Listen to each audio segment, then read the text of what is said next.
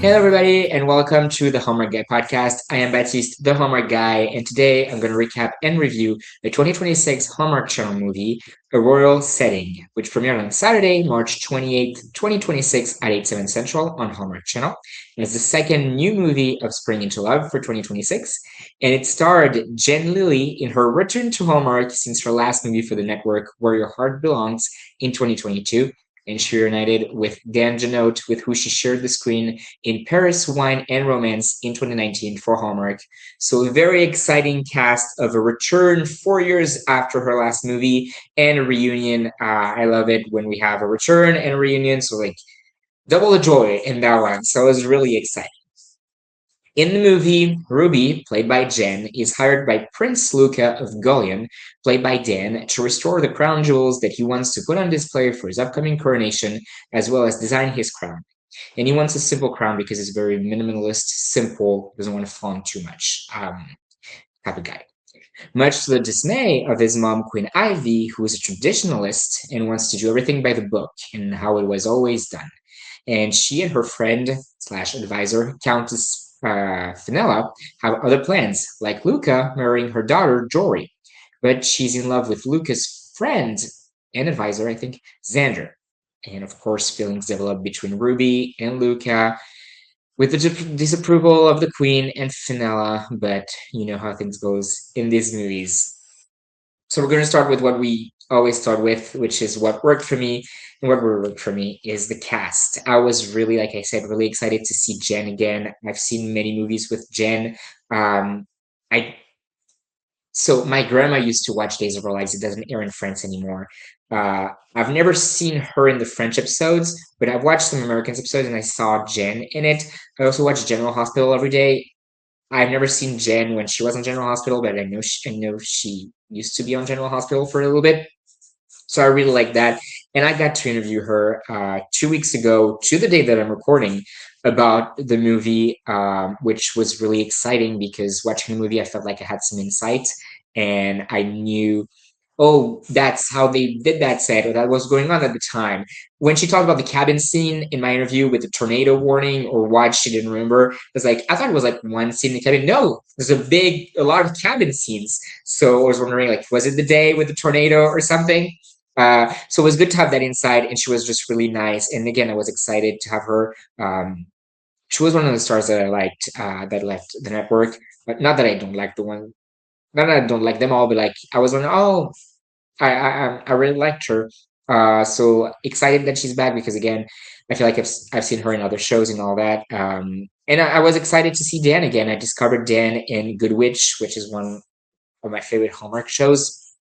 So I was excited to see him. It's crazy the amount of times that he had to have a fake British accent in the movies that he has made for Hallmark. I told Jen, if you ever play the princess, be prepared to have a fake British accent. But you know what? He can do one very well. I was thinking to myself, it's very impressive that throughout the whole movie, they have to have the intonation and the accent right all the time, which is very impressive.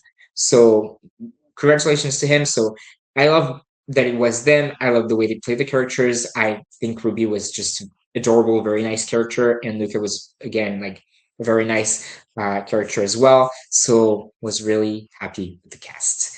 And this movie felt like old Hallmark. So it's very weird every time I mention that and try to explain that.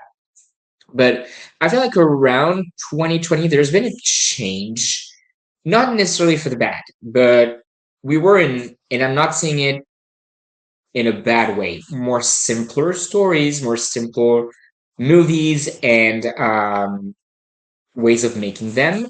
And we moved to something a little more with a little more depth and a little more complicated, which isn't bad.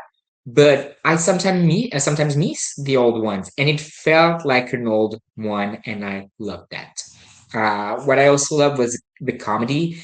Jen talks in her interview that what she loved was the comedy, and she didn't know how much would make into the movie. And it's not in Hallmark, unless it's Hall Out the Holly. It's not huge, haha, rolling off my couch moments. It's subtle little funny things that'll make you laugh. You're like, huh, it's great. It's fun. Like her curtsying all the time, never knowing when to or who to, really how to curtsy. That was really fun. And then is all the interactions with the guard that's with her in the room that she's working on the jewels, and the guard just stay there all the time and can't talk. So she renames him Jeff, and she has all these interactions with him and talks to him. I feel like he's replying to her, and she's just talking to herself, like almost like a crazy person. But it's really funny, the interactions with him. So I really like that. The comedy was definitely there. I don't know if they cut some of it. Um, but plenty made it to the movie. And finally, what really worked for me is the untraditional way they made Jory's character. Usually, you have a mother who wants her daughter to marry the prince, and the daughter is like all in for this, and she will have no mercy for the other girl. I was like, oh god, they're bringing the girl that's going to be into Ruby. No, Dory couldn't care less about Luca. She's in love with Xander, and she was friend with Ruby, and it was actually very refreshing and nice. I was like, oh, he's not going to be that one. He's going to be really nice, and that, I really like that. I really like that they took that angle for that character with Jory, and she wasn't going to be the battle of like, oh, she's going to try to sabotage Ruby. So I really like that. What I did not like, and it's not really anything that I didn't like. Usually, it's part of the movie. It's or the way it was made. Not really anything like that. It's characters. Quinn, Ivy, and Fenella are awful. And let me tell you, coming from someone who loves traditions, especially at Christmas, I'm tradition. I love tradition. Sometimes Queen Ivy has to let things go. It was done like that. It was done like that. Yeah, he's going to be the king. He's got to make that decision now. I agree that we have to stick with traditions and the way things were made, but at the same time, he's going to be the king. So, and yeah, they were really, really mean characters until Queen Ivy finally comes to her senses, and that's actually a thing that about how the movie was made. We didn't see her coming to her senses. She just comes to her room once. It's like, you know what? You're right. I was like, where did that come from? So I would have liked a little more development on that part. But yeah, these characters were nice, and it's not that I did not like. It's I was disappointed. In our interview, Jen talked about how gemologists have this little thing to look at gems in movies. It looks good, but actually in real life, it's more like big goggles that makes your eyes really big. And Jen said that they made her wear both, and that there was a scene in the movie. Most starts time in the movie, she has a small one, but there was a scene with the big goggles. We didn't see that scene. The only time we saw the goggles is just her already having it off her head and like putting them on the table. And I was like, oh, we're not gonna see the goggles. So yeah. Final thoughts. I really love this movie. Like I said, felt like old Hallmark, and I like the story, like the execution, like the cast. I'm a sucker for a fake. I'm not a fan of abroad take movies that take place abroad unless it's a fake European monarchy. Small European monarchy. And I love that we got a royal movie. We got all our Royals movies in March last year. We got another one in March. We didn't get a whole month of March with them, but what's it called last year? Royal March or something. So really, really good. I gave it 4 stars. And I saw during watching the movie live, I saw the trailer for the first time for the movie that's premiering this Saturday, Season to Blossom, which makes me really, really excited. It also looks like old Hallmark. Now I'm hoping I'm not jinxing it and I won't be disappointed. Um, but I'm really excited about that one as well. So check back in next week to see what I thought about it. But that is it for this episode. Thank you guys so much for watching. Like, comment, subscribe. Let me know in the comments what you thought.